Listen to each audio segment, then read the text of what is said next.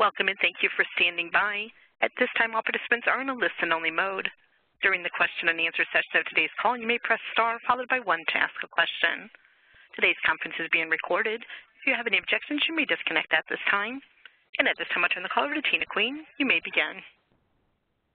Greetings, and thank you for joining us for the Disability Community Money Smart and Your Money, Your Goals webinar. My name is Tina Queen, and I will be your moderator. Before we get started, let's take care of some housekeeping items.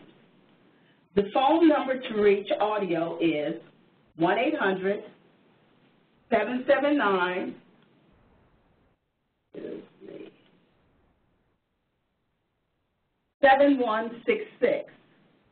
Passcode for entry is 9810595. Phone shall be muted until time for Q&A. At any time, please feel free to use the chat if you have a question. If you have issues connecting or accessing the closed caption, you can email communityaffairs@fdic.gov.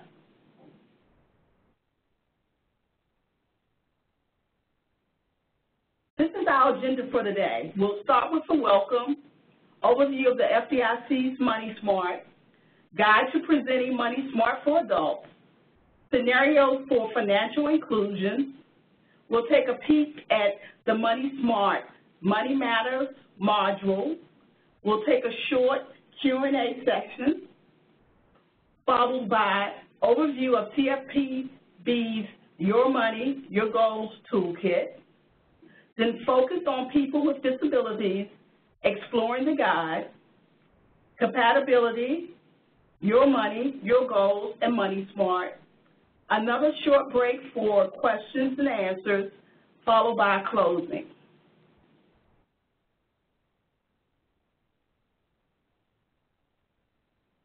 At this time, Janet Gordon will provide a short welcoming, followed by Olivia Calderon with another short welcome.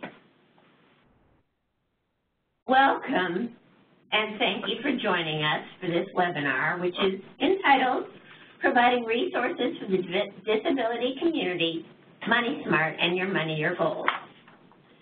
My name is Janet Gordon, and I'm Associate Director of Community Affairs at the FDIC. I'm very happy to be here today to share a little with you about our journey to improve the economic inclusion of people with disabilities.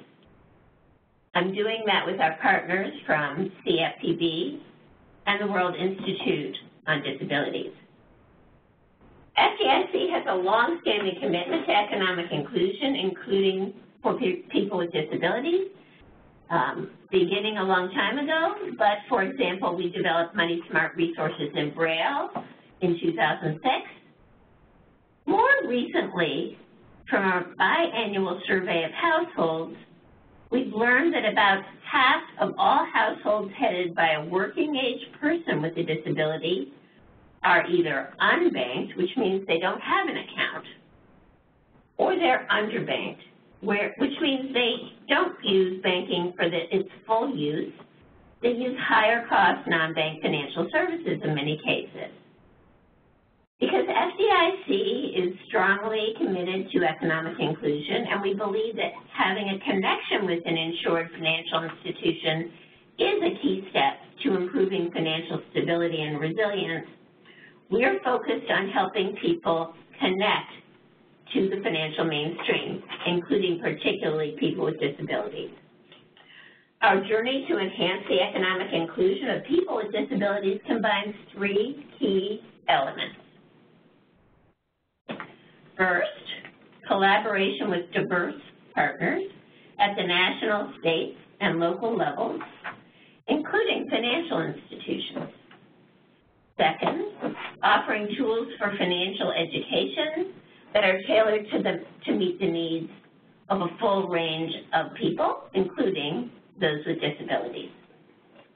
Third, information sharing on safe and affordable products and services, which are tailored to meet the needs of low and moderate income people and people with disabilities and a wide range of consumers. collaboration with other organizations, which is the first element of our initiative, is so important to our economic inclusion commitment at the FDIC. We're particularly excited that along with our staff, we have speakers from the Consumer Financial Protection Bureau and the World Institute on Disability, who are current collaborators in our work to get tools and resources out into communities.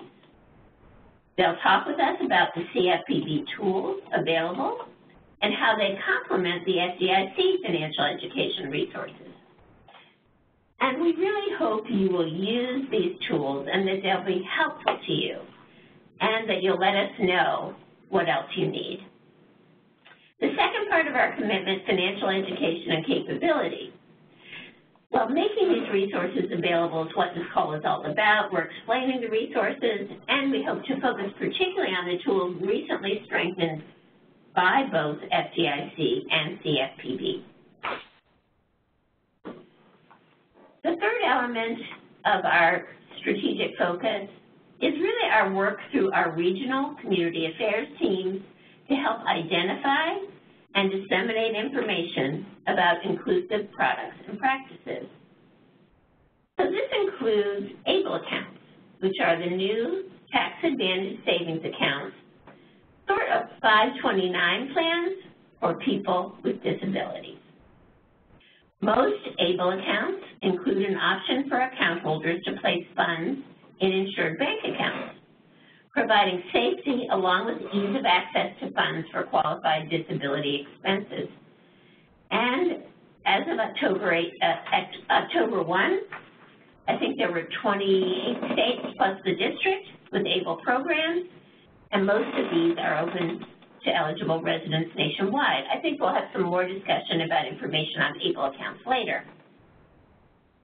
And our outreach includes a focus on access to safe, affordable bank accounts, to mortgage credit, through a variety of partnerships, including with the National Disability Institute, vocational rehab agencies, and the ARC. We are, next year, updating our instructor-led Money Smart curriculum for adults, and we're really hoping to make it more accessible and updated for everyone, including people with disabilities. We hope to roll it out in mid-2018, and you'll hear about our Money Smart Alliance later on. If you're an Alliance member, you will hear more about the new curriculum sooner, and you'll get additional training opportunities on our new curriculum.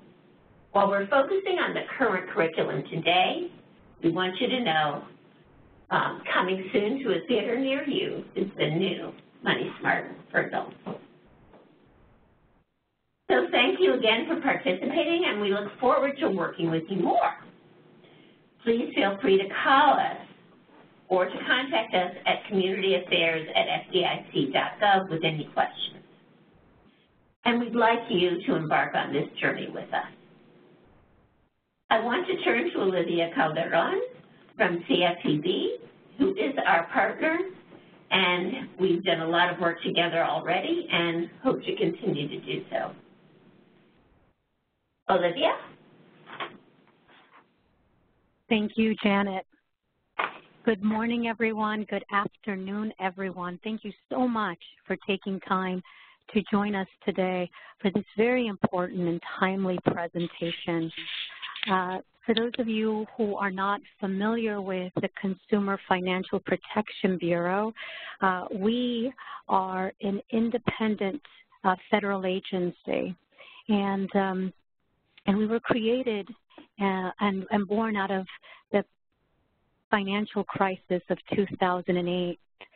Many of you who are familiar with us know that at the CFPB, we aim to make consumer financial markets work for consumers, for responsible providers, and for the economy as a whole.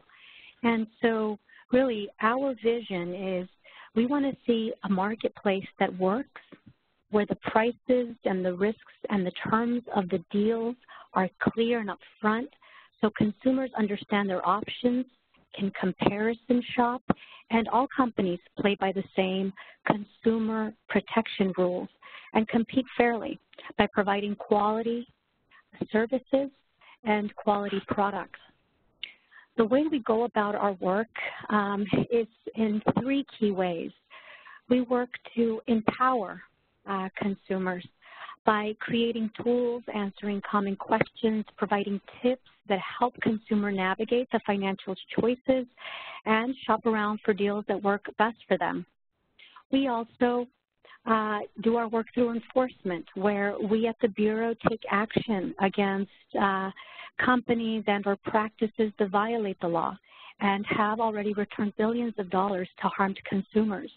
And we educate, which is what we're doing today in partnership with the FDIC, where we, again, are out there encouraging financial education, financial capability from childhood through retirement, publishing research, and are also providing training, technical assistance, and consumer education. Now, for those of you who are new to our Office of Financial Empowerment, we are one of 6 offices within the Consumer Education and Engagement Division at the CFPB. The other offices include the Office of Service Members, of Students, of Older Americans, of Consumer Engagement, and it's through this collaborative effort within our division that we work to identify the challenges consumers face, also develop informational tools, additional toolkits, various online resources, again, to empower consumers to navigate the marketplace. And it's in our Office of Financial Empowerment where we're focused on empowering low-income and economically vulnerable consumers, those consumers who we know face unique challenges, but also very exciting new opportunities because of new policies and programs like Janet just mentioned in the disability space, the Achieving a Better Life experience, for example, that we'll talk more about. We, of course, are excited about joining the FDIC today. We have been working closely with the FDIC and value our partnership tremendously. Earlier this year, we worked together to invite organizations serving people with disabilities across the country to submit letters of interest and participate in our financial empowerment focus on people with disabilities cohort. It was through our partnership that we selected 33 organizations from across the country that represent a broad and diverse network of local, state, and national service providers. These organizations include government and nonprofit organizations. They have programs, again, that are aimed at assisting job seekers and students with disabilities transition from public benefits to employment income and develop financial management skills. And so, again, we're thrilled to be here with you today, together with the FDIC. You know, we recognize that whether it's Money Smart, financial education curriculum, Your Money, Your Goals, financial empowerment toolkit, both of our products complement one another and really reinforce the work that many of you are doing across the country, which is to connect quality tools and information to consumers who need it the most. And so thank you again for being with us.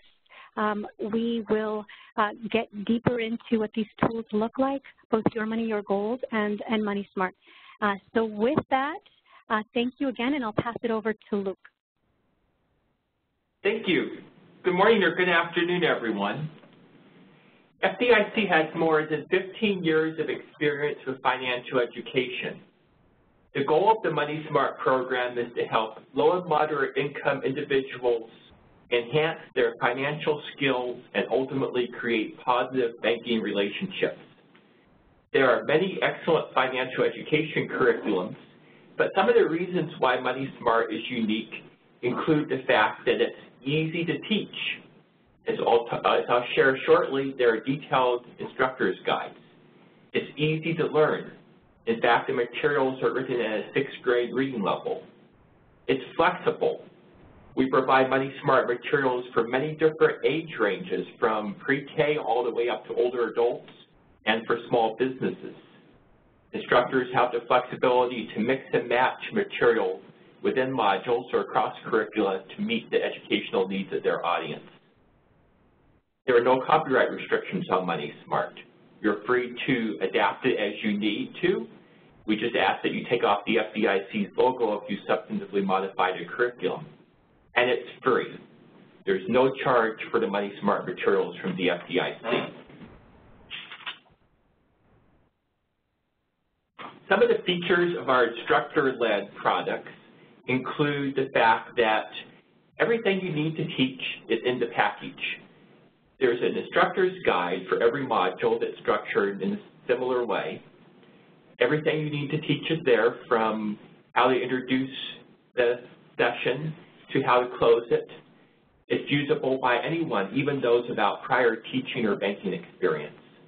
Then there are participant guides, and those participant guides are helpful both during the workshop. For example, they have worksheets, but then they make key points that consumers can take home to use as a resource later on. And then for instructors who use PowerPoint, we have PowerPoint slides for every module.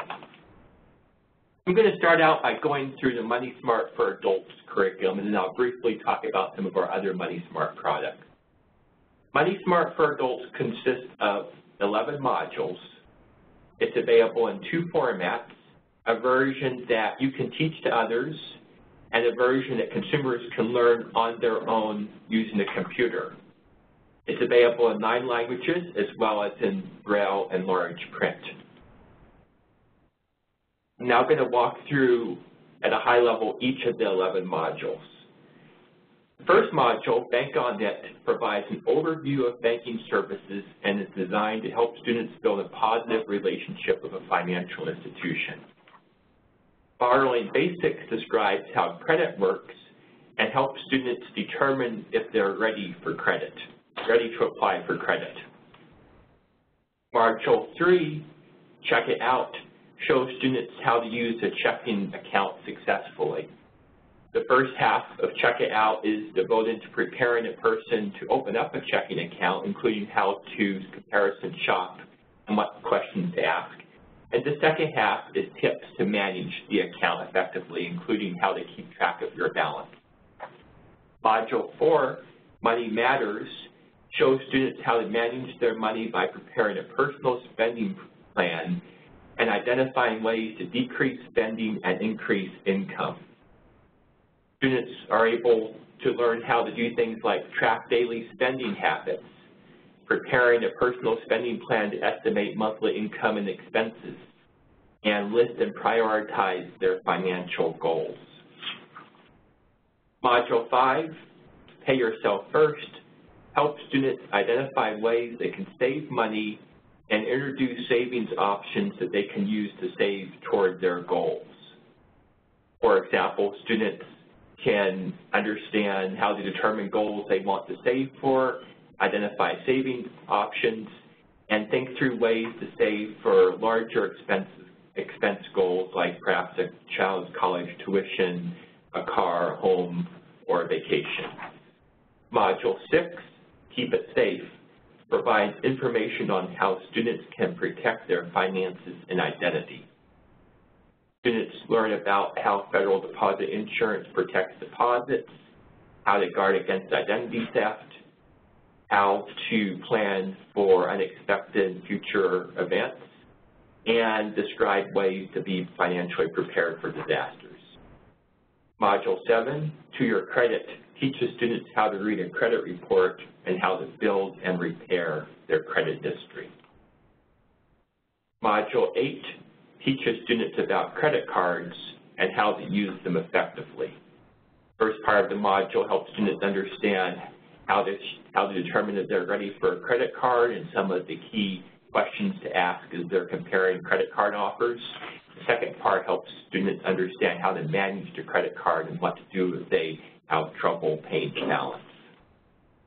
Module 9, Loan to Own, provides general information on installment loans, including car loans and home equity loans. Module 10 provides information on the steps involved in buying a house and the difference between renting and owning and financially protecting your home.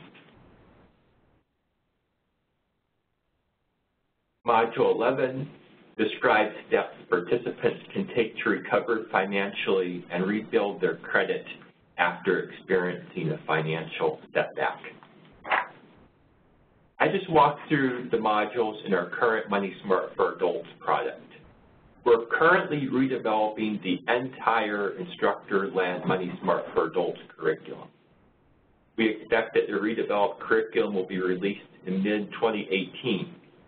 It will contain the same 3 key elements that I previously talked about: participant guides, instructor guides, and PowerPoints. But it will also include new scenarios, new participatory activities, and new content. For example, we're adding in information on ABLE accounts for people with disabilities. We're adding in more robust information on mobile banking and on renting a place to call home. Money Smart for Adults includes, just like many of our other Money Smart products, includes a guide to presenting. It's a standalone guide that helps orient prospective instructors quickly to the Money Smart material. Our new Money Smart material will also include a new guide to presenting. The redeveloped Money Smart for Adults will likely have a different number of modules in our current product, which has 11 modules. We'll be providing more information next year to help those who are using our current Money Smart materials quickly orient themselves to our new Money Smart for Adults. And we have and we will continue to fully test the new materials to get feedback from both instructors and participants before widespread release. I'm now going to talk about a couple of our other Money Smart products. Money Smart for Young Adults is an instructor-led curriculum designed to train young people ages 12 to 20 on basics of finance, personal finance. There are 8 modules in Money Smart for young adults. 5 of the Money Smart for Young Adult modules are substantively the same as the adult modules, except they're presented for a younger audience. For example, we have 4 characters. We use 4 characters throughout the curriculum to show students a real-world application of the content. Money Smart for Young Adults includes fully scripted instructor guides, so it enables a person to teach young people without having prior teaching experience. Money Smart for Young People, on the other hand, are a series of lesson plans that educators use and love to teach about finances to young people. We have 4 Money Smart for Young People curricula. We start with Money Smart for grades pre-K to grade 2, moving up to grades 9 to 12. Each of those 4 products consists of a series of lesson plans. So, for example, for grades 9 to 12, there are 22 lesson plans.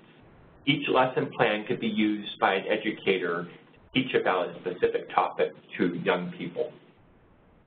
In addition to the educator guides, we offer parent-caregiver guides that cover key information from the lessons, as well as offer activities that parents can try at home and around town.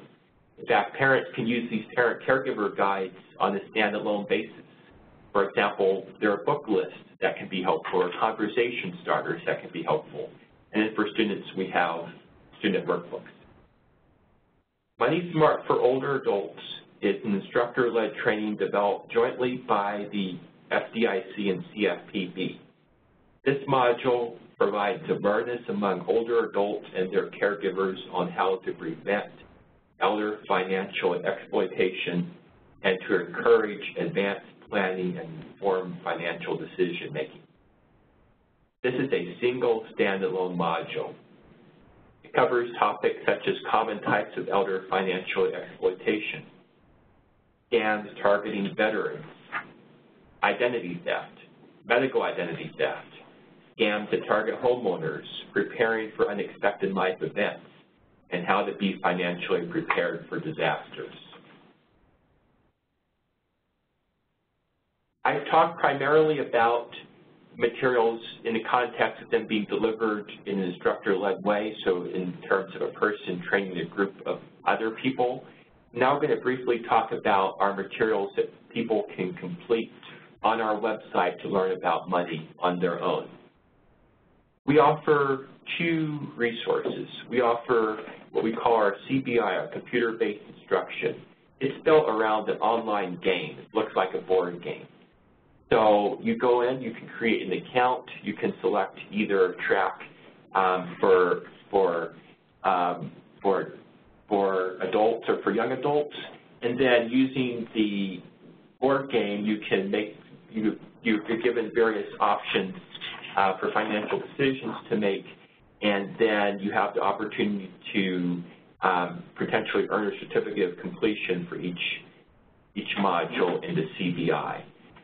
You can save your progress and restart where you left off. In addition to our CBI, we have a podcast product, our Money Smart Podcast Network. So just to recap, there are 3 key ways to learn and access Money Smart tools. They're instructor-led resources. These are available for all ages. You can teach modules in any order you want. We have materials for instructors and participants. We have online tools. We have a computer-based instruction, the online game, and then we have podcasts. All these products can be accessed at FDIC.gov/MoneySmart. Again, FDIC.gov/MoneySmart. From there, you can learn more about the Money Smart products. You can learn more detail what's within each module. You can learn a little bit about some of the products I did not have time to talk about. Learn about Money Smart News, which features success stories and strategies on how instructors deliver the material. And then you can order or download products. Most of our Money Smart products are available for download immediately. You can, once you go to a product page, you'll be able to read about it, and then you can link to our online ordering system where you'll be able to browse products. You can create an account, verify your email address, and then you'll have the product emailed to you, and then you can log back in to get it. If you have any questions, we certainly welcome questions. You can reach us at communityaffairs@fdic.gov. Welcome questions either today as a result of something you heard us say on the webinar or in the future. So maybe you download the Money Smart material in a couple weeks, you look it over and you have some questions, so you want to think through who in your community you might be able to work with as you deliver the training. communityaffairs@fdic.gov is the address to contact. Before I turn over to Tom, I just want to remind everyone that we did send out the PowerPoint in an email shortly before the start of the webinar.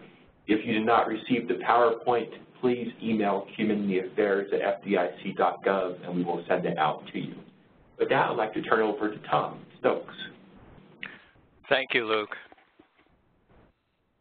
FDIC has issued a new guide for presenting Money Smart for adults, which is available now.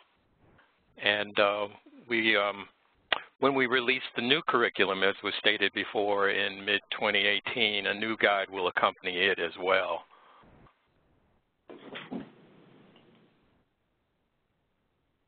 The refinement of the new guide was the result of working with many advocacy groups, and it's being responsive to much of the input that we received from you.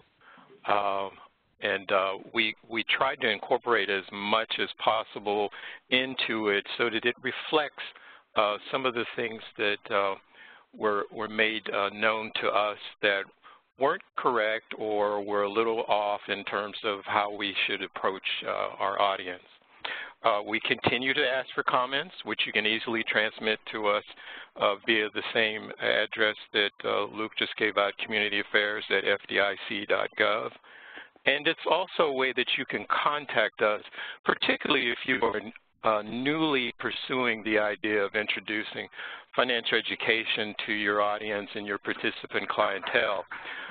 This is an opportunity for you to work with a banking partner This is an opportunity for that banking partner to utilize resources on your behalf, and that could be anywhere from assisting you with the training to be there as a party to answer particular questions, or maybe to defray cost, to promote the fact that you're delivering this service. We think it's an excellent opportunity for you to do so. And if you're unable to identify a banking partner, that's what Community Affairs can assist you in doing. And again, you can contact us at the same email for that purpose. We look forward to your comments on the guide going forward, and this will aid us to complete the new version of the guide for mid-2018 as well. Next slide.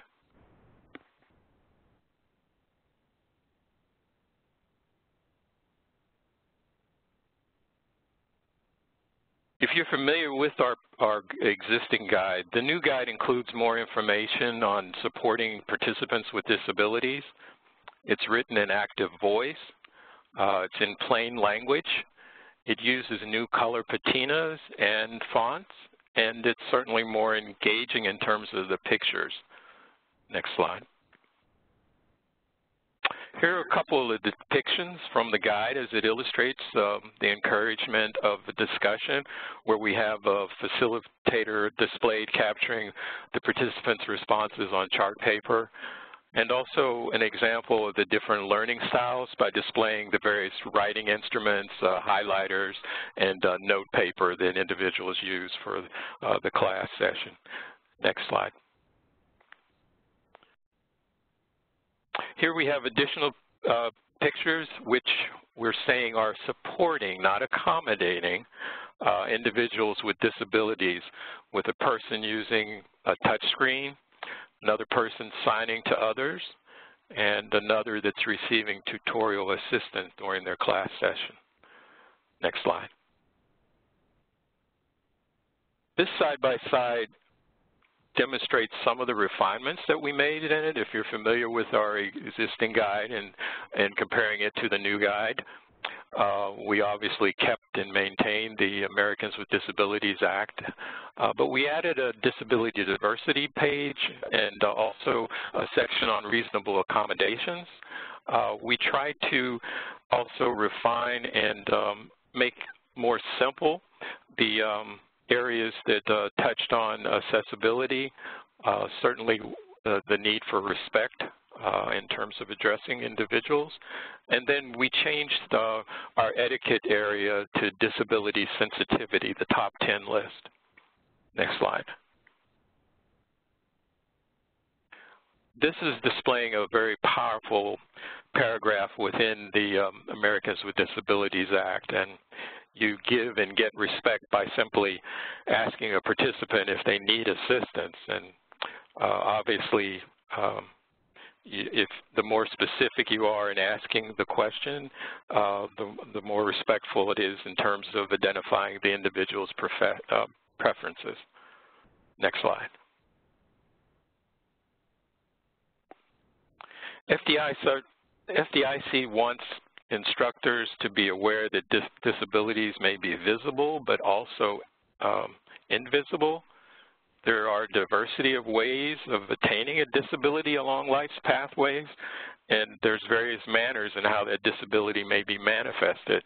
And so it's up to the individual as to how they choose to disclose that disability. And again, this is with the notion of showing the respect to that individual. Next slide. We also want instructors to be aware that disabilities are something that need to be addressed in terms of reasonable accommodations. And we thought that you should be aware that participants may need those accommodations to assist their particular learning or training. We have introduced language that we provide for registration purposes, for pre-session registration that we thought might be instructive to be utilized. And we also provided information about regional ADA centers that may be helpful in identifying resources to assist. Next slide.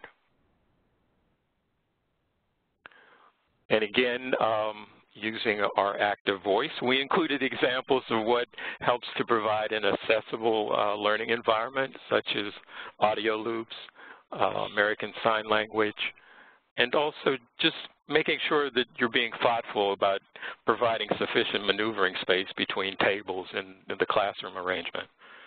We, again, reinforced the notion of being respectful and asking the individual what works best for them. Next slide. We had not previously included in the guide information on open captioning, and so we've added real-time transcription as another resource that may assist accessibility. Next slide. And we try to reinforce the accessibility by simply asking what, when in doubt, directly to the individual at the highest form of being respectful. Next slide. What appears here is our top 10 list of disability sensitivity in the guide. And as you can see, number 1 is respect. We also talk about addressing the individual, usually by name. Assistive devices, which can be used in terms of accessibility. Making sure that you're just listening to the individual and being respectful of that, regardless of what your thoughts are about what they're responding to. Just listening and hear them out may be instructive for everyone. Mobility devices, speaking to someone who is deaf or hard of hearing by making sure that you're responding directly to them, and certainly taking the opportunity to relax, again, asking questions when in doubt. Next slide. Now, this is the ease of getting the guide. You can access it directly from our website and download it. For those of you who want to go on FDIC.gov, you can go to the Consumer Protection tab. It will open to financial education and literacy. And if you click on to Money Smart for Adults, midway down the description page, there'll be a link to the guide. And right below it would be the link to the financial inclusion scenarios as well. Or you can utilize what's displayed here in terms of the links, in terms of the accessibility through either the ordering or the direct download. And with that, I will turn it over to my colleague, Laura Lawrence, who will tell you more about the financial inclusion scenarios. Thank you. Thank you, Tom. Okay, so what you see here is the cover of FDIC's new instructor supplement, Scenarios for Financial Inclusion, which we released last month. We designed it to be used with our Money Smart for Adults instructor-led curriculum that you just heard Luke talk about earlier. The supplement includes 4 one-page scenarios featuring people with disabilities thinking about a financial decision. We worked with the National Disability Institute, the World Institute on Disability, the Pennsylvania Assistive Technology Foundation, and many other disability organizations across the country to make sure the information we included was both accurate and respectful. Each scenario presents a situation, and then through a series of questions and possible answers, as we call them, as well as the scenario itself, we introduce topics that may be of particular relevance to people with disabilities, but also of interest to people without disabilities. At the end of the supplement, we have a 2-page listing of resources and links to find out more information about the topics introduced. So let's go through these scenarios briefly. Next slide. So scenario 1 features Ming. She has Down syndrome and she lives in supportive housing. She has a part-time job and gets paid by check. She also receives public benefits from the Social Security Administration, and she gets those on a prepaid card. She was at a voluntary income tax assistance site recently, and a banker talked to her. She's never had a bank account and she's now thinking about opening a checking account. So what is on the screen right now is not the whole scenario. The scenario is about one page, but this gives you an idea about Ming. Next slide. So instructors can use this first scenario about Ming with Module 1, which is banked on it, or by itself. So we include 3 questions for discussion after each scenario, including this first one about Ming, as shown here. Then in the appendix, within the supplement, we include possible answers. So for this one, the basics of debit cards are explained in the possible answer to this first question about how Ming's new debit card will work. We get into the importance of record keeping, budgeting, using alerts and automatic payments, in the answer to this second question about how Ming can avoid overdrawing her account. The third question sets up a discussion of overdraft programs and what to consider when you're asked that ever-popular question, do you want to opt in? As with all of the scenarios, we include a few more questions that an instructor can use to spark additional discussion, and those are not shown here. Next slide. So scenario 2. This one can be used with Module 2 of Money Smart, which is borrowing basics, or again, by itself, or however an instructor wishes to use it. Terrence recently found out that he has multiple sclerosis, or MS, which affects balance and mobility. He wants to modify his house so he can navigate it more easily as his MS progresses and he ages in place. Of course, modifications take money, which he doesn't currently have any extra of. So this scenario sets up a discussion about loans and community resources. Next slide. So questions for the Terrence scenario, and the answers, of course, provide opportunities to talk about the differences between a home equity loan and a consumer loan, what to think about when shopping around for a loan, and where to find information about community resources to help pay for home modification. So in this scenario in the questions and answers, we briefly mention some community resources that not everybody may already be familiar with, such as Centers for Independent Living, or CILs, Aging and Disability Resource Centers, or ADRCs, and alternative financing programs. The scenario also includes additional questions the instructor can use to spark more discussion, such as, do you have good credit? How can you find out about that? What can you do if you don't have good credit right now? And how can you save money to prepare for the future?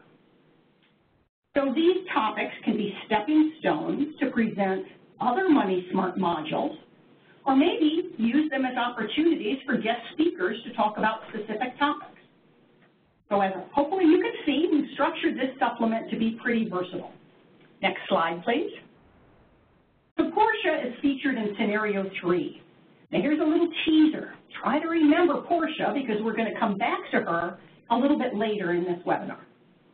So Portia is blind and she receives Supplemental Security Income, or SSI, from the Social Security Administration. She wants to move out of her mom's house into her own apartment, but not surprisingly, she hasn't been saving money. As you'll hear later from the CFPB and the World Institute on Disability during this webinar, saving money while receiving public benefits hasn't always been a thing for various reasons that they'll talk about. The good news is that Portia finds out about ABLE accounts, the Achieving a Better Life Experience accounts, which you've heard already are a new way for some people with disabilities to save money. Next slide. Like all of the 4 scenarios, this scenario includes 3 questions for discussion. What should Portia ask about to learn more about ABLE accounts? How is saving money going to help her? And what are qualified disability expenses, which is what the funds in an ABLE account can be used for? The idea here is that Money Smart for Adult participants may not already know the answers to these questions and others in the supplement. The suggested answers are a way to introduce new concepts and information, as well as resources to find out more. Next slide. The fourth and last scenario features Juan. He's a military veteran with a service-connected disability. He wants to buy a home, and he wishes he had saved more money over the years.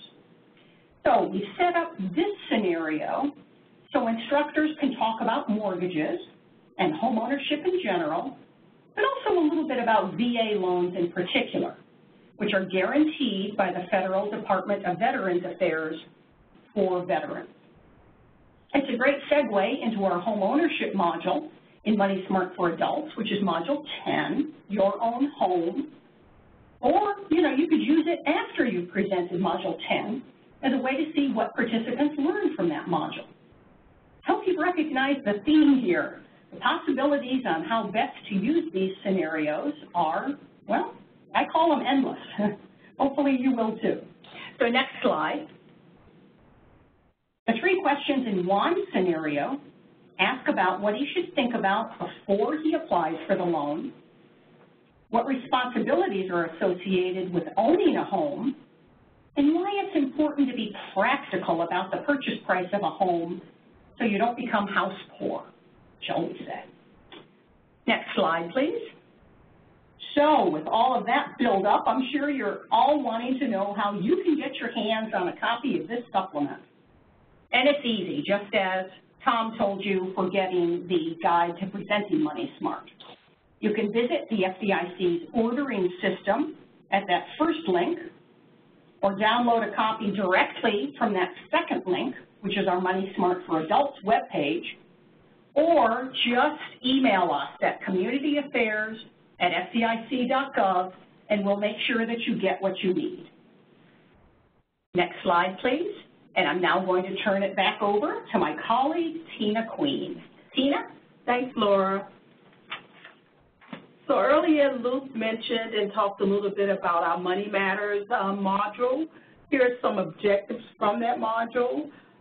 In that module, you'll track daily spending habits, identify ways to decrease spending, and focus on setting financial goals. So, why set financial goals? And how do you do it? Well, you would like to identify and write down your financial goals. You want to do it to educate yourself and get organized. I, in particular, like the acronym SMART, which means be specific, be measurable, make it attainable, make sure it's relevant, and always, always assess the time on your setting your goals. Why create a spending plan? So there are several reasons why. One is it helps you reduce anxiety. It gives you a sense of control over your money. And it actually helps you build assets. And you want to take your time out and do a step-by-step plan to meet your expenses. As I said before, you definitely want to give your plan a timeline. And then you want to go back and reassess to make sure you selected the appropriate timeline for your goals. Here's some steps. Keep track of your daily spending. Determine your monthly income and expenses. Always look for ways to decrease spending and increase income. A daily spender helps you when you keep track of everything you spend daily. It allows you to have an idea about where your funds are going and what area you should decrease to meet your goal.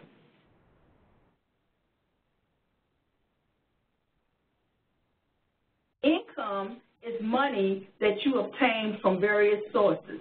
For example, it could be wages, child support or alimony, Social Security, public assistance, or you could be self-employed. So there's gross income and there's net income. Gross income is all the money that you get for whatever source you're getting your income from. Net income is all of the money that you receive minus deductions such as your health care, if you have money going to 401k, those type of things. There also is Social Security income. For example, retirement benefits, disability benefits, family benefits, survivor benefits, and Medicare. So expenses are items you are responsible for paying. It could be fixed or it can be flexible. Fixed expenses do not change from month to month. Flexible expenses often change from month to month. It could be a utility bill, it could be a credit card bill, but what you want to make sure that you do, if there are bills that you can control the payment, you always want to shop around for the best value before committing to a payment. In order to save and obtain the budget you set, you must decrease spending and that which will allow more cash to remain for savings. There are also certain tax credits that enable income to increase. For example, earned income tax credit, child tax credit, education tax credit. So if you're teaching a module, there are samples in there and additional information about all of these types of tax credits that you can use. You want to make sure you always keep accurate records. You keep your records in a safe place. You want to make sure you organize your files so it's easy to update them.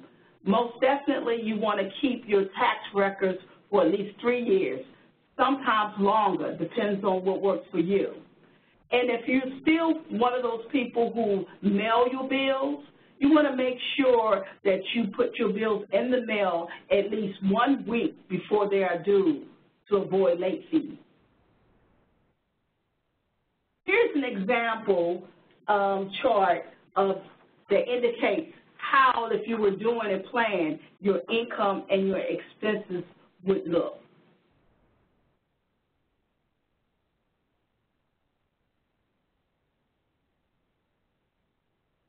Here's some other things you can utilize in order to use as a spending plan. Some people use expense envelope system, where you have envelopes where you put particular bills and you separate your monetary amount for that bill, and you just have them in there and you're ready to go.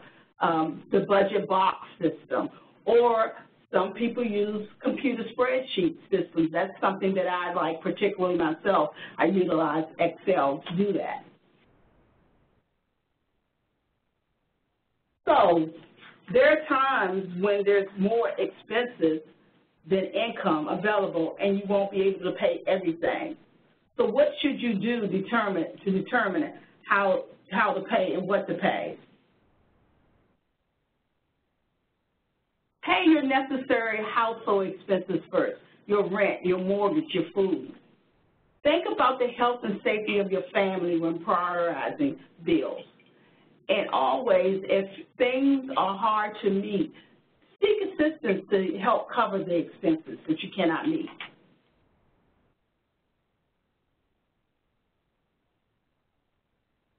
Again, things could be hard. There may be a shortage of funds. So when you're paying a loan and you don't have the funds to supplement the money, you can do the following. You can pay off the highest loan interest rate first. You can talk to your creditors. Normally, if you have a good payment history, they definitely will work out a program or something for you. If you find that you're having this problem more often than none, you may want to seek getting credit counseling.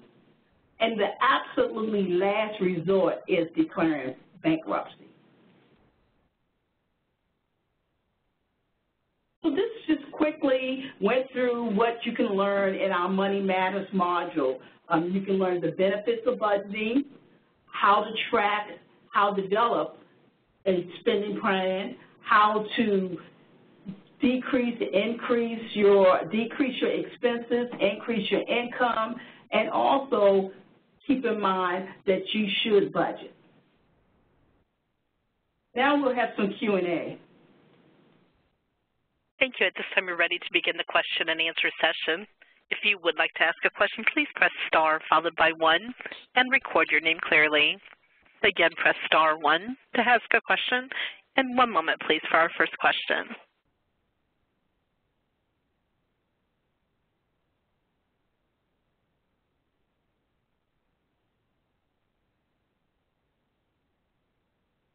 At this time, I'm showing no questions. Again, if you'd like to ask a question, just press star followed by 1 at this time.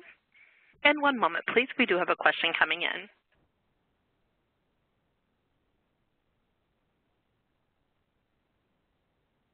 We do have a question from Georgina. Actually, it's Regina Thursey. Can you hear me? Yes. I was just wanting to notify the FDIC team that I am able to follow through with the PDF that was attached. The WebEx was not working on my Mac computer. So I don't know if other participants had the problem, but it was a great presentation thus far, and I just wanted to make sure that the team knew that I was here. Thank you so much. We provide the PDF for people who can't access WebEx for whatever reason, so you don't miss anything. You can follow along and see exactly what your people are seeing on the screen. Thank you so much. You're welcome. Thank you again. Just press star 1 to ask a question. Our next question comes from Lee Brown. Your line is open. Go ahead with your question.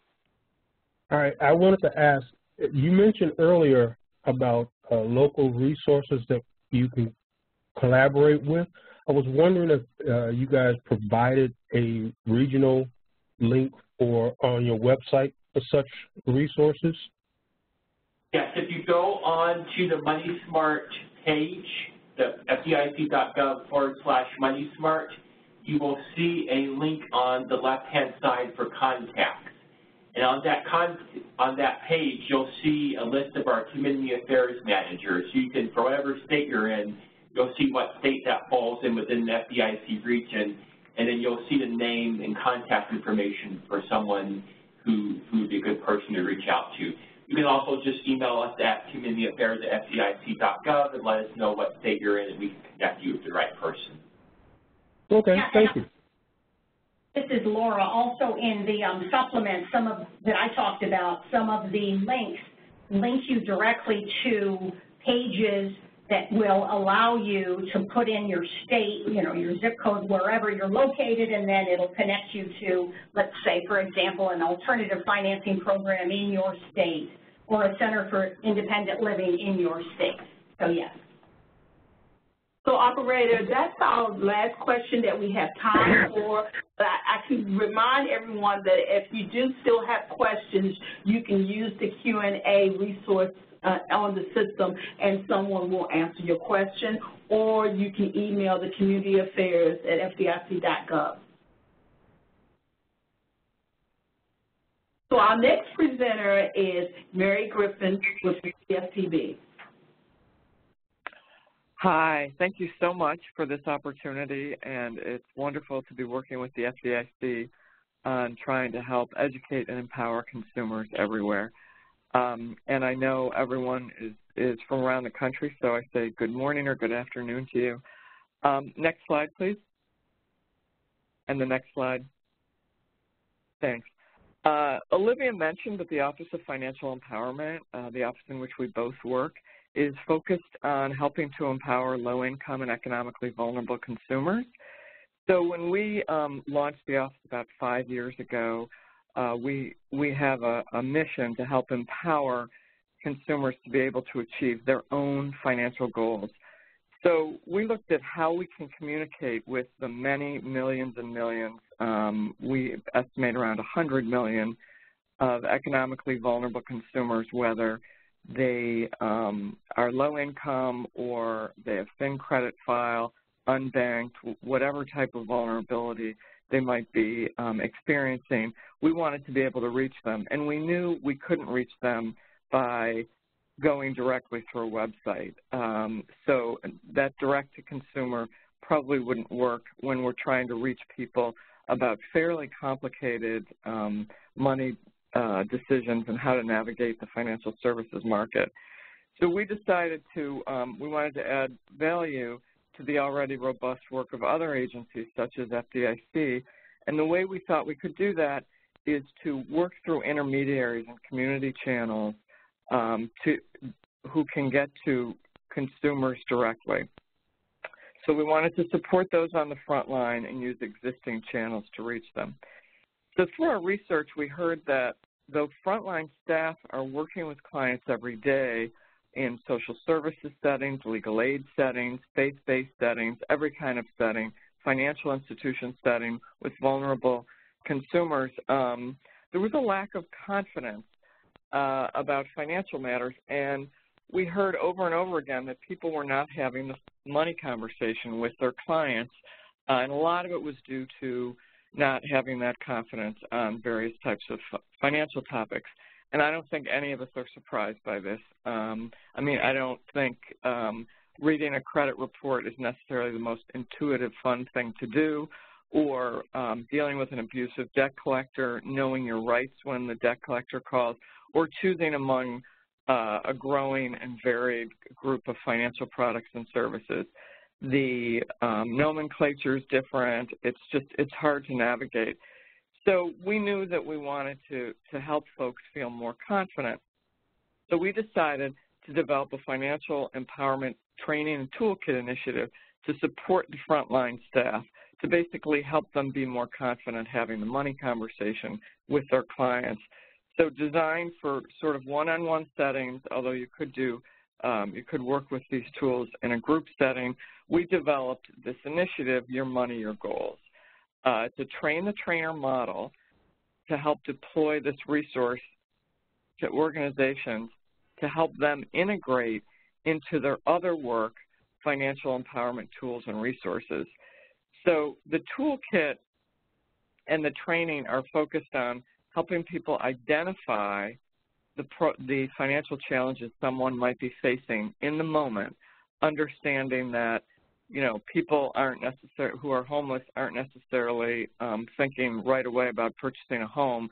They're thinking just about getting a roof over their head and somehow planning to do that.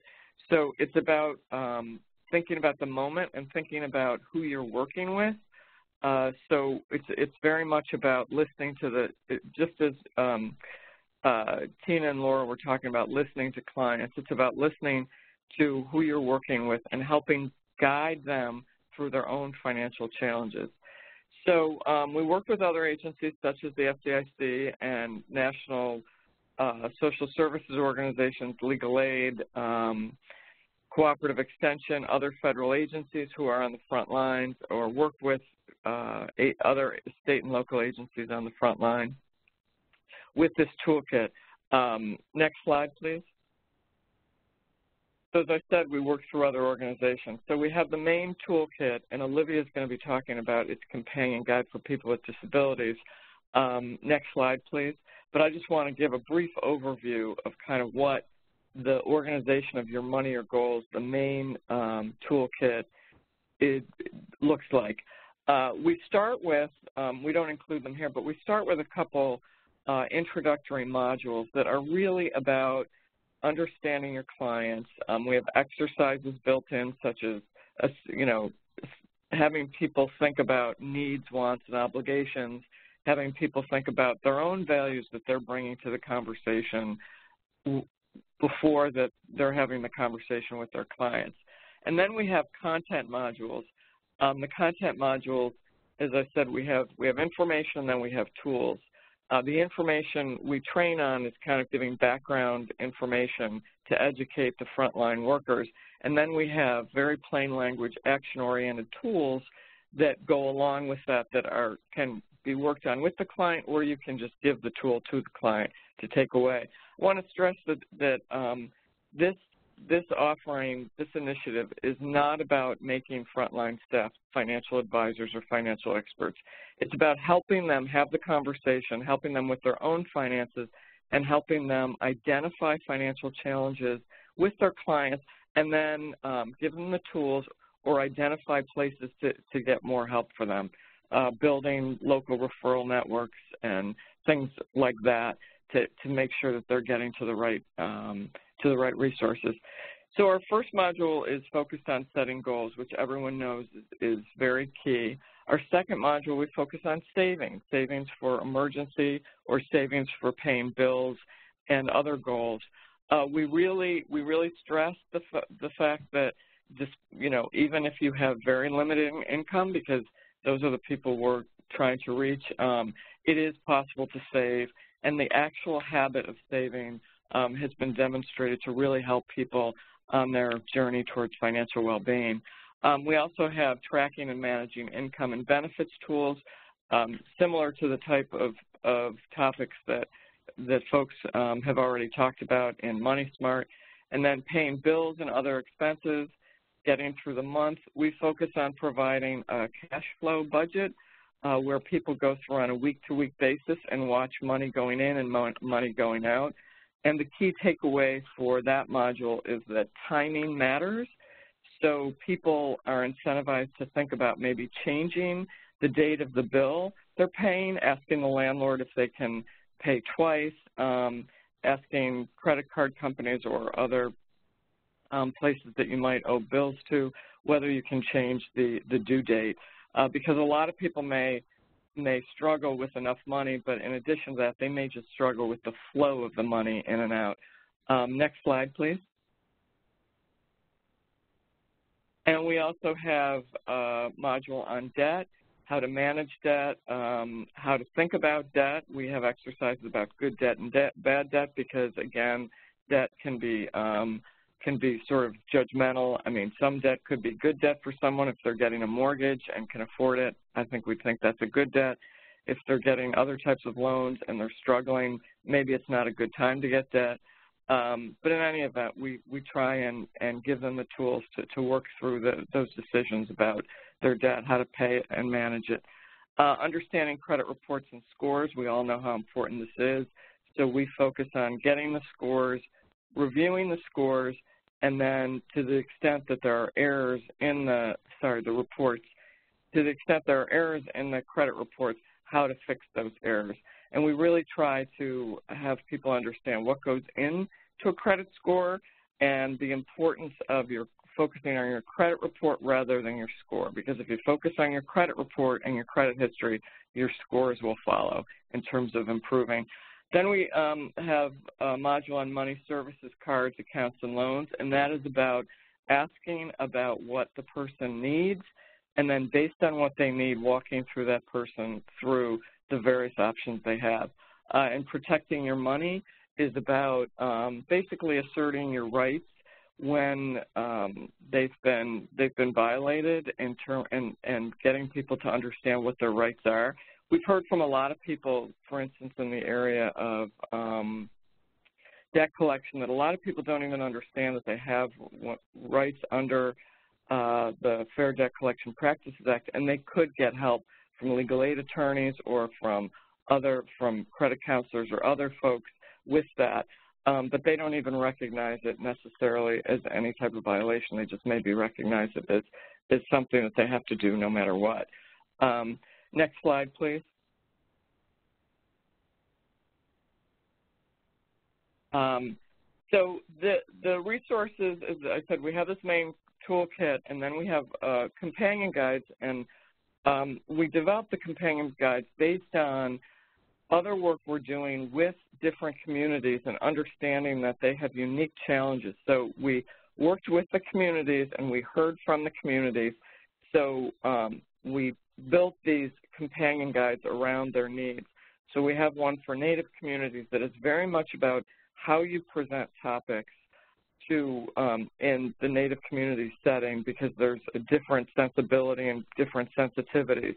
So that guide is very much focused about how you conduct the trainings, what you focus on, and things like that. And again, we heard from Native communities that the toolkit was maybe not talking to them in the right way. So we developed a guide that helped in those settings. We also have one for reentry that helps address some of the unique challenges facing people in the criminal justice system.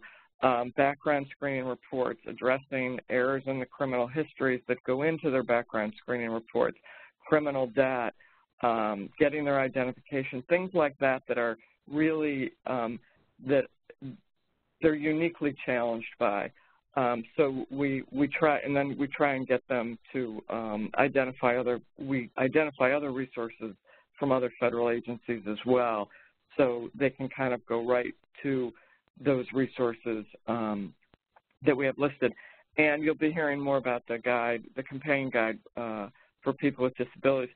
We also have developed, because I will be honest, the overall toolkit is approximately 300 pages, so you can imagine how much everyone jumps up and down about having a manual like that. But we really think of it as sort of our main manual, and then we have the companion guides, which are much shorter, much more versatile to work with those specific populations. And we've also developed these issue-focused tools, which are very small booklets with 8 tools that are just one page folded over, and they're sort of nice, thinking about them as tools on the go.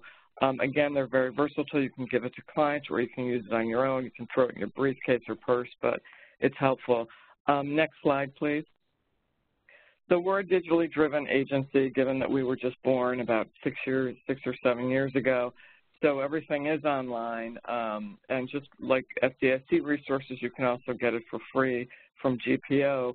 So this is our Your Money, Your Goals page, which you'll find on our website at consumerfinance.gov. But so this is the main page. Next slide, please.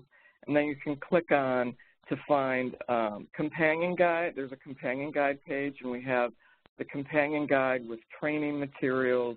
It's sort of a soup to nuts offering. And next slide, please. As well as our, you can download, if you want, any of the tools from our issue-focused tool sets, which you'll see there. Again, everything's available for free from GPO, and you can find that on the website.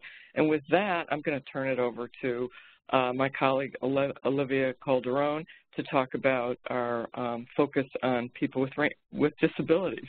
Thanks. Thank you, Mary. So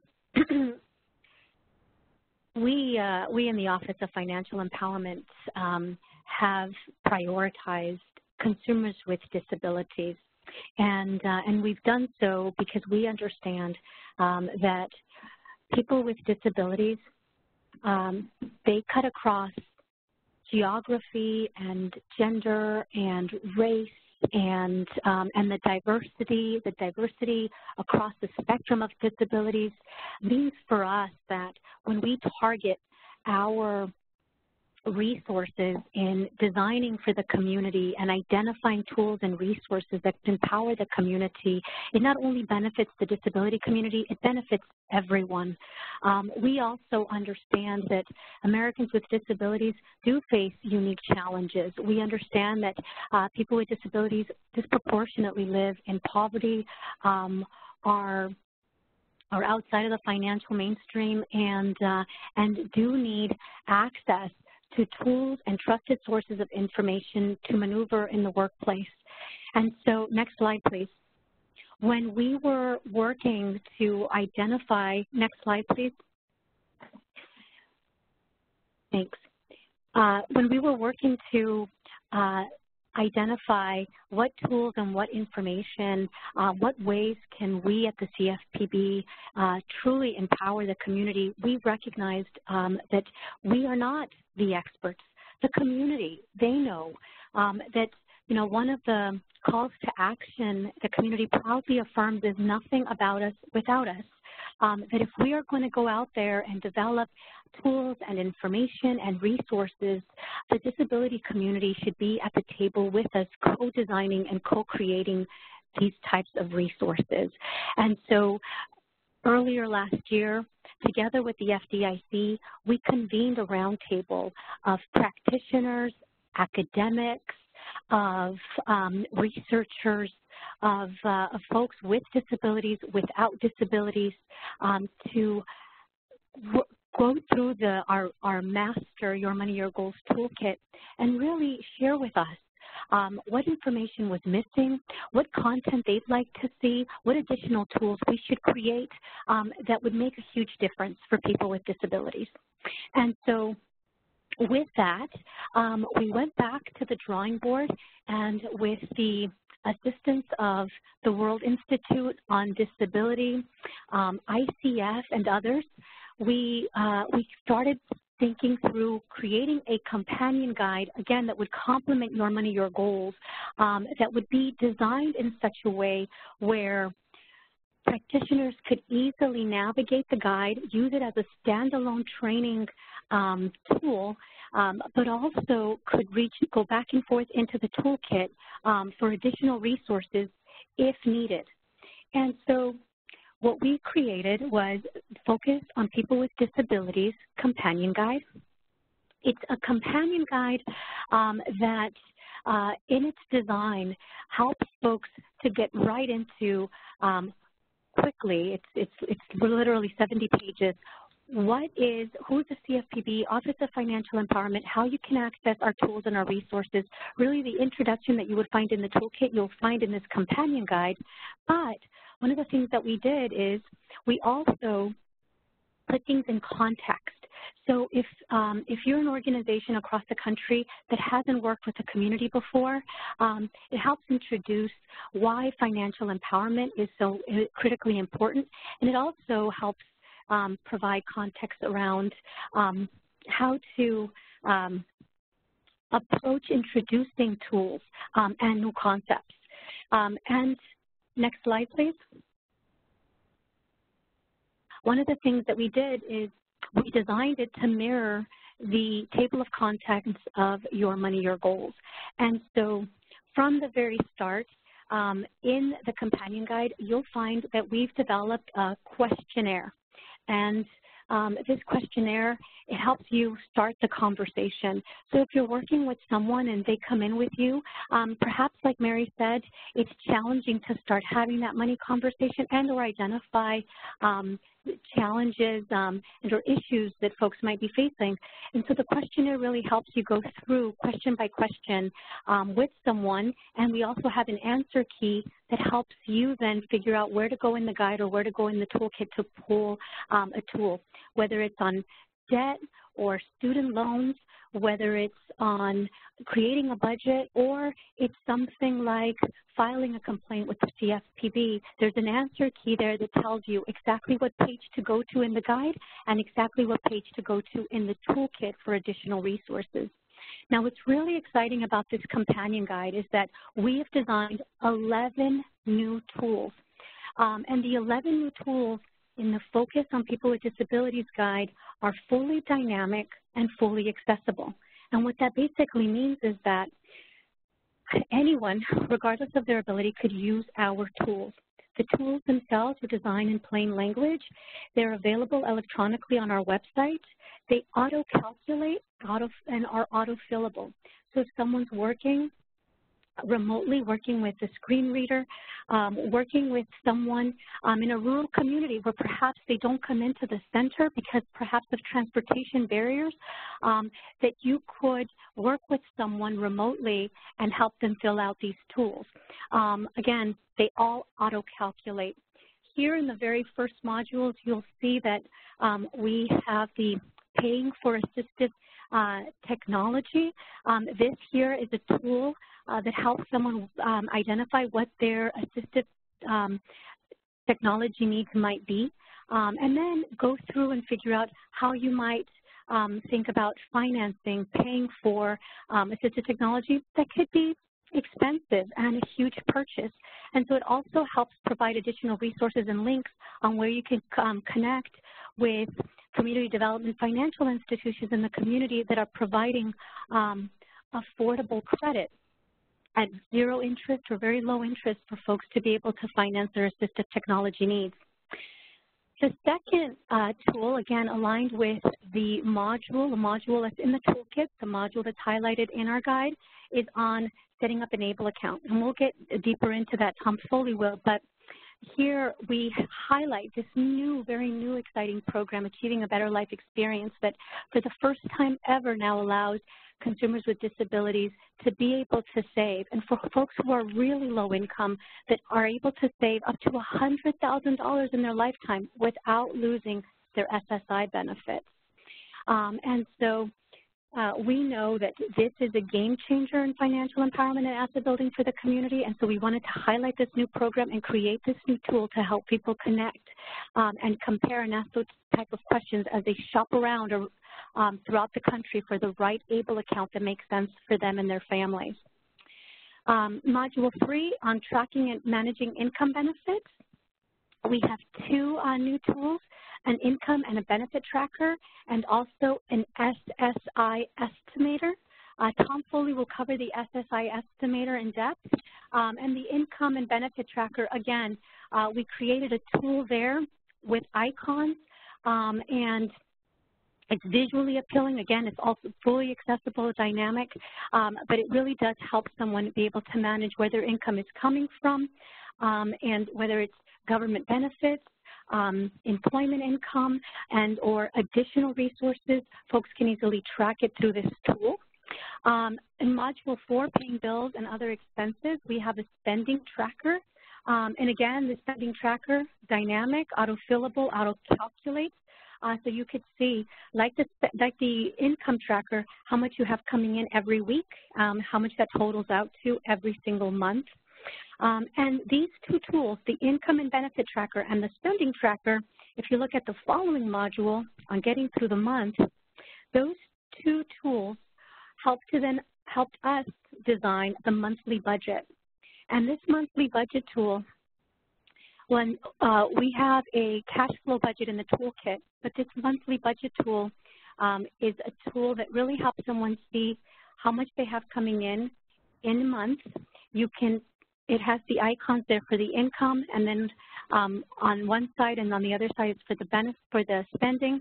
It totals up so you can see how much you have, and you can start creating a budget. And again, you can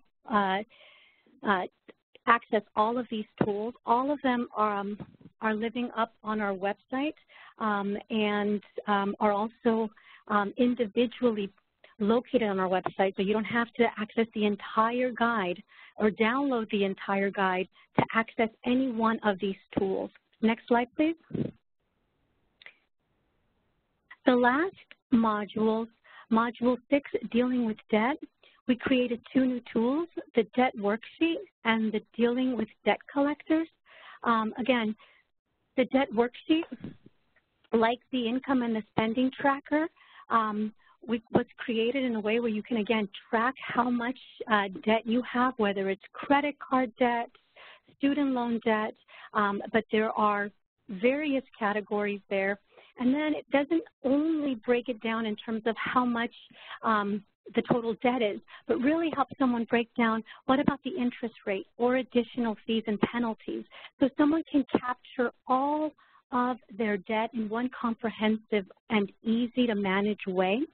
And then the Dealing with Debt Collectors tool is a tool that helps them understand their rights and then knows what questions and actions to take when a debt collector is calling. In addition to that, there's a form there that someone can auto-populate if you need to request additional information from the debt collector. So you have this notice that you could fill out and then directly mail and send out to a debt collector. The last three modules, understanding credit report and scores. There are no new tools there. However, we do reference the toolkit and where you could access additional tools in the toolkit. The same is true for Module 8, on money services, cards, accounts, and loans, finding what works for you. All of the additional tools there are in the toolkit. The last module, protecting your money. Here we have a new tool on identifying financial abuse and exploitation. And so if you suspect that a financial abuse exploitation is taking place, if you observe it, if you want to report it, this tool helps you go through various sections so that you could see what those red flags are, identify them, and then there's additional resources on where you can go to report it and to help assist the person you're working with navigate through this challenging time. At the very end of our companion guide, we have a whole new section on additional resources. And here in this last section, we designed it so that if there is a topic that either we didn't cover or where we know that based on what we heard from the community at our roundtables and our convenings, that they needed or wanted additional information, we then link third-party resources. So whether it's other government agencies around medical debt or healthcare benefits, or if it's finding a credit counselor, maybe it's identifying someone that can help provide legal assistance.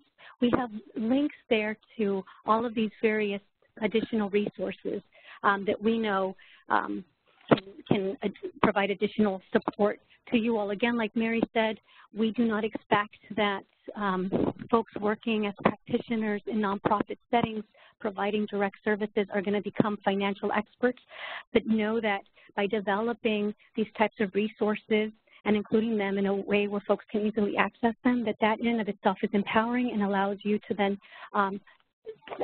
go out and seek these referrals.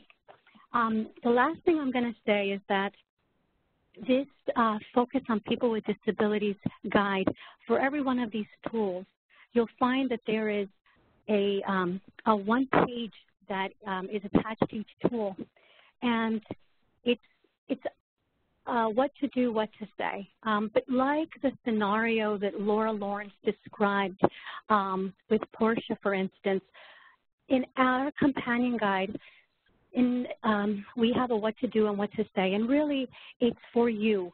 When you're thinking about how to describe the tools and/or the benefit of a tool and how to help someone then navigate and complete these worksheets and these tools, there's a script there for you, and it's really easy to use.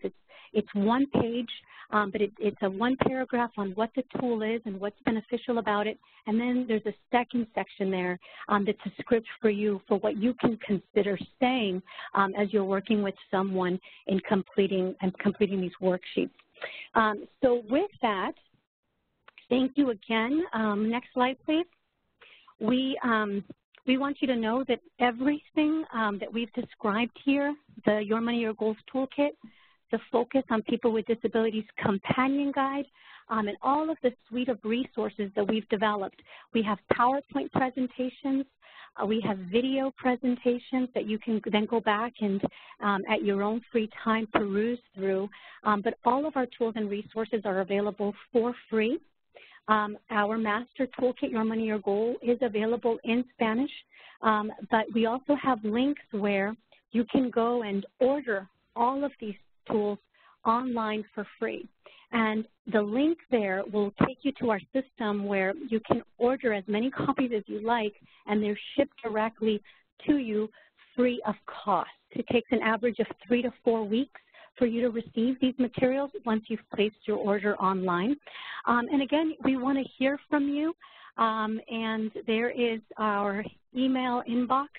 So if you have questions and or are up on our website and are having any issues whatsoever, please feel free to email us directly at empowerment@consumerfinance.gov. Next slide, please. With that, I'll pass it over to Tom Foley. Thank you. Thanks, Olivia. And I just want to thank Consumer Financial Protection Bureau and FDIC for the opportunity to participate today. And not only that, but to really recognize publicly their commitment to financial empowerment and economic inclusion for people with disabilities. you know, between the FDIC's new scenarios, the new materials in the adult guide that will be coming out next year, focus on people with disabilities, the CFPB, I think that, and everybody on this call committed to this, I think we can really look forward to a much brighter economic future for folks with disabilities. Let's go to the next slide and get started on this. So, you know, one of the things we've been talking about is how Money Smart and Your Money, Your Goals can really complement one another. As everybody knows, Money Smart is a curriculum, you know, designed to be led by an instructor in a small group setting. And it's really a sort of a big picture overall financial empowerment curriculum.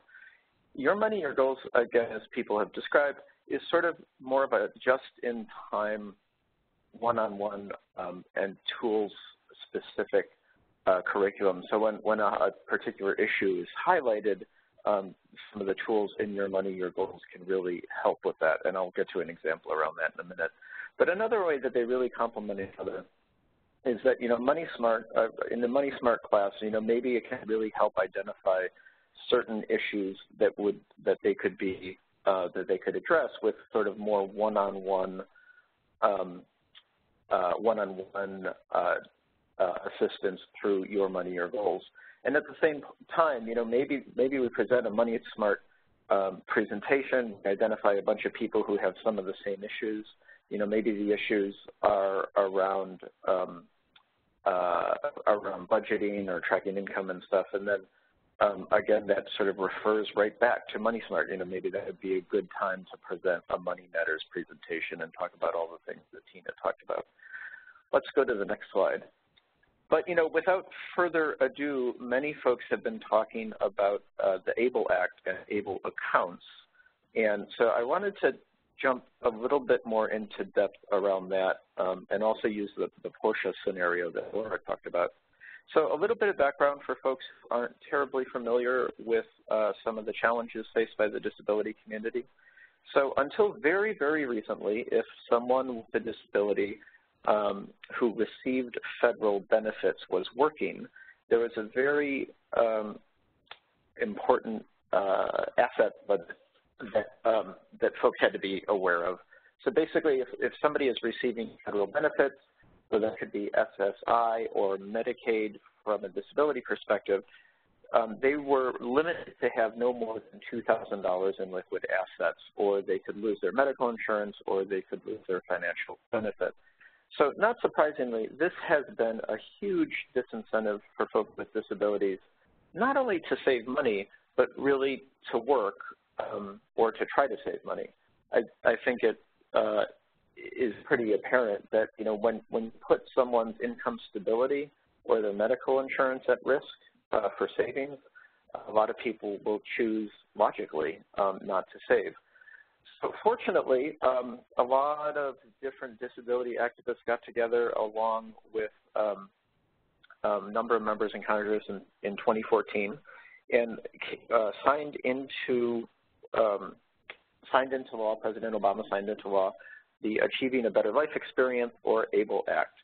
So basically what this does is it allows people with disabilities who are receiving federal benefits to save up to $14,000 per year in a special tax-advantaged savings account.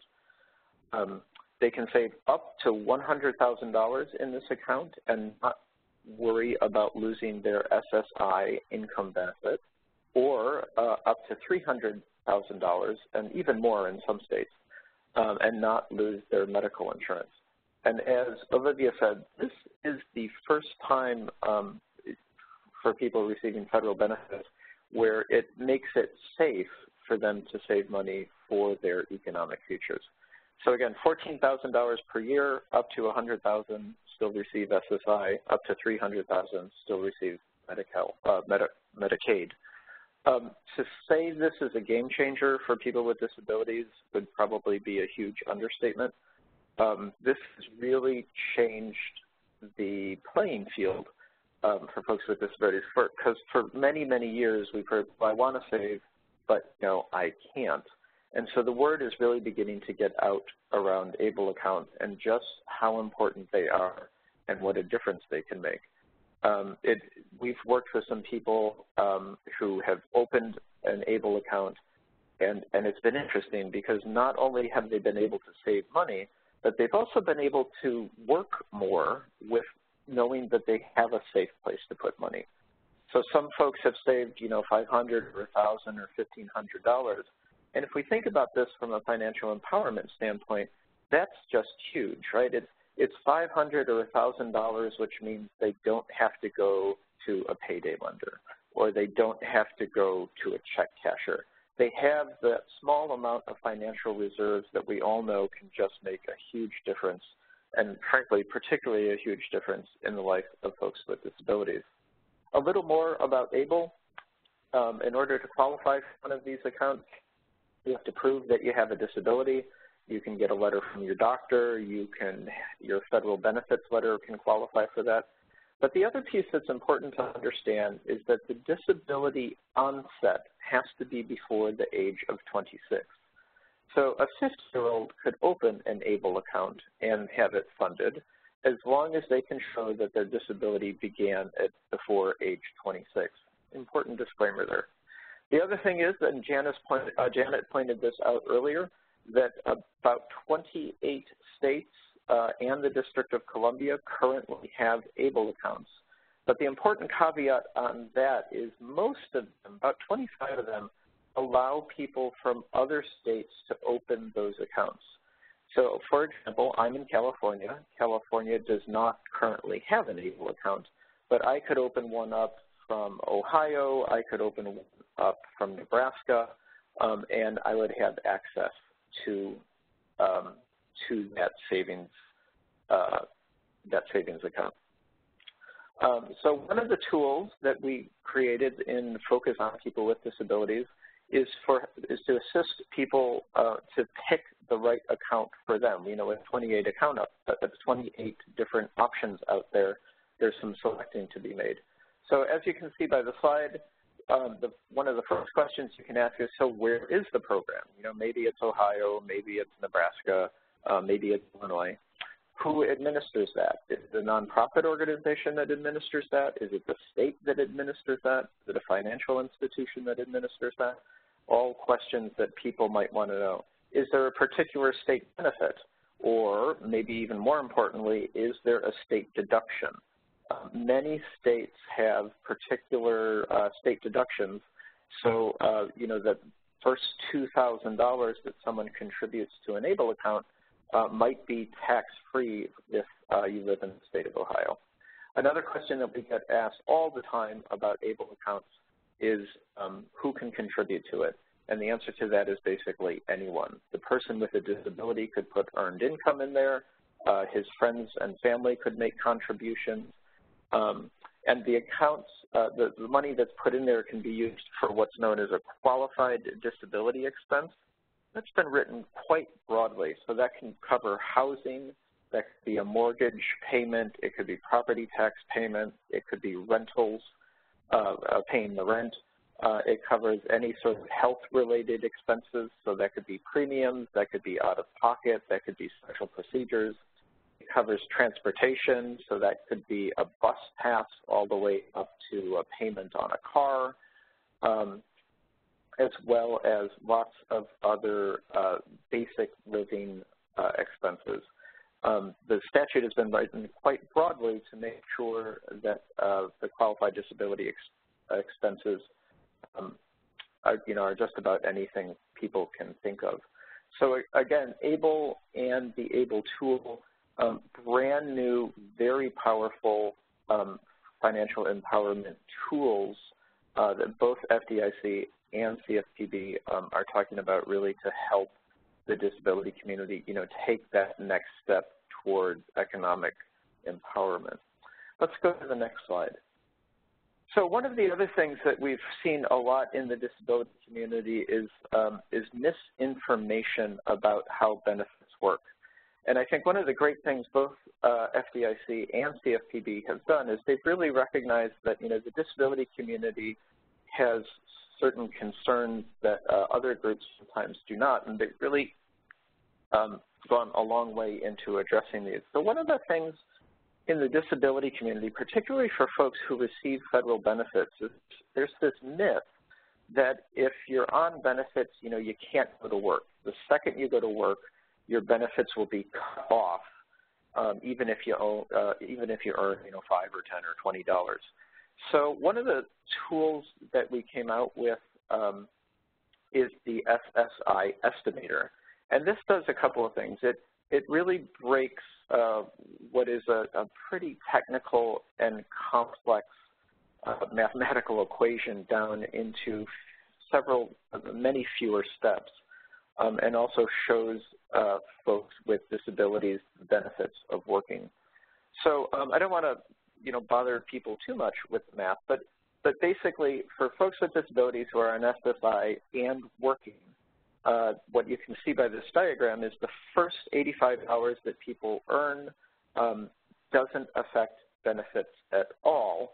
And after that, there's basically a 2-to-1 offset to an SSI payment. So for every $2 somebody earns, their SSI would be cut down by $1. So in this example, we have someone earning $585 a month. So that first 85 comes off the top. What's left over is 500. Half of 500 is 250. So in this case, $250 would be deducted from an SSI check. The federal level for SSI is $735 a month. So $735 minus $250 equals $485 a month. But if we continue this out, we've had a reduction in SSI, but if we add that 485, plus the 585, we see that at the end of the month, we come out with $1,070, basically with the big picture point being that people are always better off working financially than not, and that people still can retain their benefits. Again, this has been a really powerful tool in the limited number of trainings we've been able to do, where folks in the community just, it really concretizes it. It's there, up on the big screen, and it shows that people are always better off working. And between the SSI estimator and the availability of ABLE accounts, we've really built in 2 tools that highlight a couple of the best ways that folks with disabilities can really work to change their economic outcomes and their financial futures, not only for themselves, but for their families as well. Let's go to the next slide. So again, one of the things that we'd like to talk about is just how much Money Smart and Your Money, Your Goals are complementary to one another.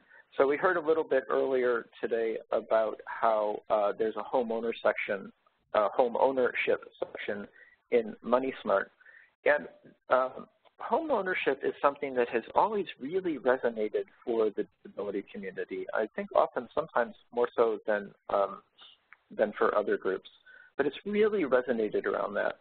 But just to show the example a little bit better, so obviously if someone is going to want to buy a house, one of the things that they'll have to make sure is that their credit is in a good place to do that, and i.e. their credit score. So there are a number of tools in focus on people with disabilities and Your Money, Your Goals that really explains how important credit is and demonstrates the various factors that go into it. And we've gotten a lot of great feedback about this slide, which basically shows from a credit score perspective, approximately 35% of a credit score is based on one's payment history, about 30% based on the amount owed, length of credit history about 15%, new credit about 10%, and then types of credit about another 10%.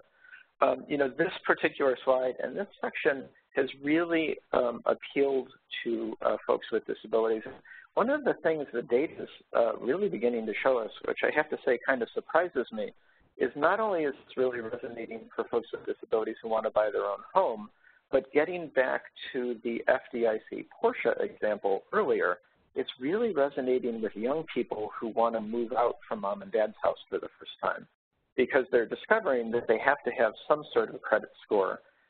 Sometimes they've never even heard of a credit score, but they want to know, what they can do to build the credit score as fast as they can so that they can then, qualify for a lease so they can move out from mom and dad. So again, a lot of ways that Money Smart and Your Money, Your Goals really complement one another, sometimes in big group settings and sometimes one-on-one. We're going to go to the next slide, and I just want to introduce one quick topic around this before I hand it off to Luke.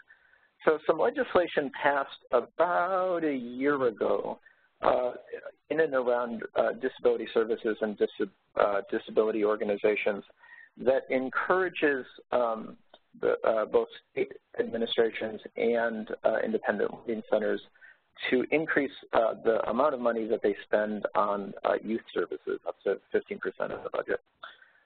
So one of the things, thankfully, that is also in this is some guidance around financial empowerment for folks with disabilities. And without getting too far into it, there are, half a dozen to a dozen pieces of financial education that WIOLA insists that organizations provide. And one of the really neat things about Your Money, Your Goals is it satisfies these almost module by module. So for example, budgeting is something that WIOLA says, disability serving organizations need to do. So in Focus on People with Disabilities, modules 3, 4, and 5, tracking income, tracking spending, and then putting together a budget or a cash flow budget resonates perfectly with that. There's another WIOLA component about paying down debt. Module 6 is all about paying down debt. Another piece in the WIOLA regulations about understanding credit scores and building a good credit history. Module 7 covers that. It's really mapped out nicely to meet these WIOLA requirements and really help organizations, compare apples to apples when they're trying to comply with this law. And FDIC also does a great job with that. And for that, I hand it over to Luke. Thank you, Tom. Specifically, we have crosswalks that connect the specific Money Smart modules to the specific elements in the Workforce Innovation and Opportunity Act regulation and law. So it's readily apparent what parts of Money Smart help satisfy a workforce organization as it's teaching to the financial education requirements in WIOA. You can find those resources at fdic.gov/youth employment. Also there you'll find a companion document that's intended to help those who are helping young people open up a bank account for the first time, guide them through the process of opening an account. At this point, I'd like to open the program up for questions. Thank you. At this time, we're ready to begin the question and answer session. If you would like to ask a question, please press star followed by 1 and record your name clearly. Again, press star 1 to ask a question. And one moment, please, for our first question. Well, we're waiting for questions. I know one came in via chat, and Mary Griffin, I hope you're still on the phone. They asked if Your Money, Your Goals has copyright restrictions. Mary, are you able to answer that while we wait on the phone? I can, Laura, and thanks for that question, whoever asked it. None of the material is copyrighted in terms of any restrictions. This is all your material. We're the federal government, so this is all for you. But the one thing that we don't allow is people co-branding the material. So you're welcome to take tools and other information, integrate it into your other materials, put stuff together. But it just, once you kind of put it into your own format, you can't put CFPB and your organization. It would just have to be, you would either take it on or you just leave CFPB and not co-brand it. Thanks, Mary. Thank you. We do have a question on the phone lines from Nick Hankar. Your line is open. Go ahead with your question. Hi, yes. Mine is more of a comment than a question. I wanted to thank, I believe Tom it was who brought up talking about ABLE accounts. and that was some great information. I also just wanted to add there that starting January 1st, that is going to go up to $15,000 instead of $14,000. And I can leave my, I work for the Ohio Treasurer of State, and I work on the Ohio ABLE plan. And if anybody has any questions about that, then feel free to get in contact with me, and I'd be happy to answer any questions. But a great place for any resources about any state's programs is the ABLE National Resource Center, because they do a really great side-by-side comparison of multiple different states' programs so that individuals with disabilities can figure out which plan works out best for them in their particular situation. Well, thank you. That was wonderful, and you're right. And we will let you know that the everybody know the ABLE limit is tied to the federal gift tax exclusion limit. So this year, indeed, as Tom Foley said, it's $14,000. But the good news is next year, 2018, it's $15,000. And thanks for mentioning the ABLE National Resource Center. You're right, that's just an excellent place to go, ablenrc.org. And thank you, Laura, for mentioning that. In the companion guide, in the section on Module 2 savings and the section on ABLE accounts and the tools, we also provide links to this national resource site and also additional information on the 21 new ABLE accounts that exist across the country. Thank you. We do have a question from Robin Jorgensen. Your line is open. Go ahead with your question. Yes, I'm just curious, are the ABLE accounts insured in any way? Hi. Go ahead, Tom. Okay. This is Tom. So to the it depends on your selection. So for the most part, most of the ABLE accounts offer both an FDIC insured account, but they also offer a myriad of investment accounts, some of which are short-term, some of which are sort of tied to the S&P 500. So the short answer is if you pick an FDIC insured product, like a bank account, to put your ABLE in, then yes, it's insured. Otherwise, no.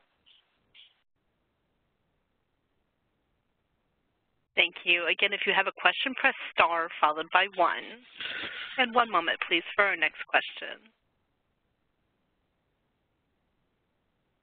Okay, as we're waiting, one other question came in via chat, and we answered it with respect to Money Smart, but if our CFPB colleagues could answer. Do you know, or when will your webinar schedule be released for 2018 so that people can watch similar webinars or webinars particularly about your money, your goals? Ours is going to be released around December 8th. So Mary or Olivia?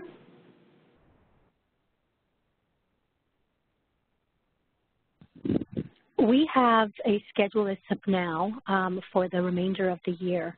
And in regards to the 2018 schedule, we recently announced the selection of our 2018 Your Money, Your Goals cohort in conjunction with the technical assistance training that we'll be providing these organizations across the country. We will also have national webinars and webinars that also focus on particular sections of our guides and tools.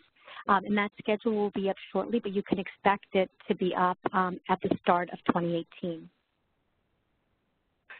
And if folks, the best way to get information about Your Money, Your Goals is to go to the Your Money, Your Goals webpage and sign up for the emails. We don't send a lot of emails, but we'll send announcements about webinars and other series related to Your Money, Your Goals. Thanks. Operator, I think we can take that one last call that you're holding. And at this time, I'm showing no further questions on the phone lines. Okay, thank you. So at this time, I will turn the program back over to Janet Gordon. Well, I want to thank the participants in today's webinar, both the presenters and the folks on the phone and on computer. And I also want to offer our continued assistance to the banks on the phone in reaching out to organizations promoting the inclusion of people with disabilities, and to those disability organizations that want to strengthen work with financial institutions and increase financial capability. You can connect to community affairs. This is our regional office approach, and the link at the bottom. And also, next page, you can always find Money Smart and always find us providing comments and questions at communityaffairs@fdic.gov. And our partners at CFPB have also already given you their websites. I want to be sure to communicate that we really hope you will use these resources from FDIC and CFPB, and we are always interested in learning from you about how they work and how you'd like to see them become better. So you can use that communityaffairs@fdic.gov to give us feedback, and if you talk about CFPB, we will give them the information back. So once again, thanks to Tom, thanks to Mary, thanks to Olivia, and thanks to the team here at the FDIC, and to all of you for participating today. And we hope that this helps make the future of a large number of people with disabilities brighter, and that we all benefit from their fuller participation in our economy. Thank you very much. Thank you, and that does conclude today's conference. We thank you for your participation, and at this time you may disconnect your lines.